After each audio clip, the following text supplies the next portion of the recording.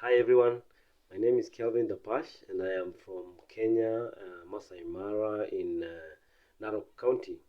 I want to tell you about an incident that happened here in Kenya and that was in 2007 in December. I had just graduated from campus and my friend Lerionka invited me to his village for Christmas. So on going to their place, it was a very long journey. It took me 7 hours to walk all the way to Majimoto village. I went through a lot of plains and I would see wild animals from a distance. But before evening, I was already there in their village. So we had a lot of fun for the first 2 days, and there was a lot of food and a lot of stories from many different people. And it was time now for the circumcision to take place. So we went very early in the morning and escorted the boy to the river because they have to go to the river and take a bath before coming for the ceremony. So later on in the evening, we went and slept around midnight after a lot of stories and sitting around the bonfire. And we had some screams coming from just a nearby village.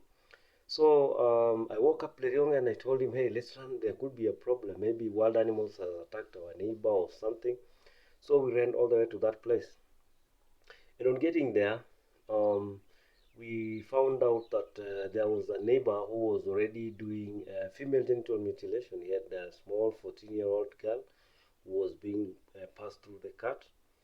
And we really felt bad because the girl was screaming and crying to the top of her voice, and the women wouldn't let her move out. So we got there and we asked the women and asked them, why are you doing this?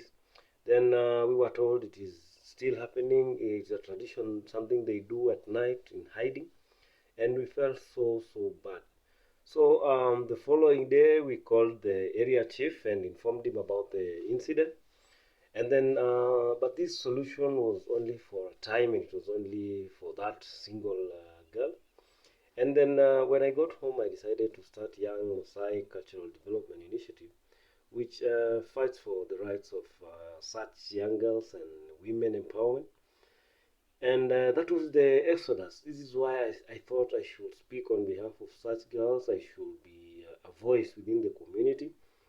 And then I started it single-handedly by starting to talk to the village around me. I talked to my parents so that my own sister did not go through FGM, which she did not go through.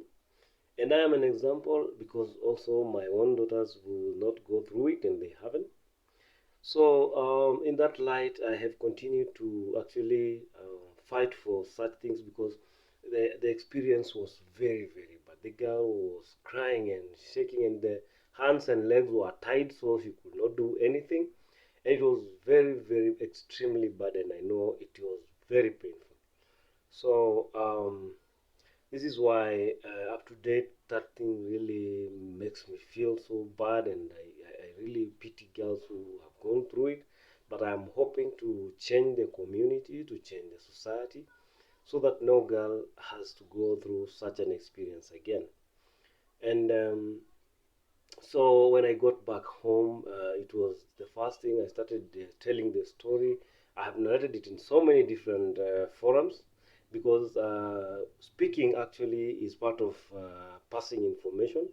I have told this in churches, in schools, and even in villages where I visit and talk to people.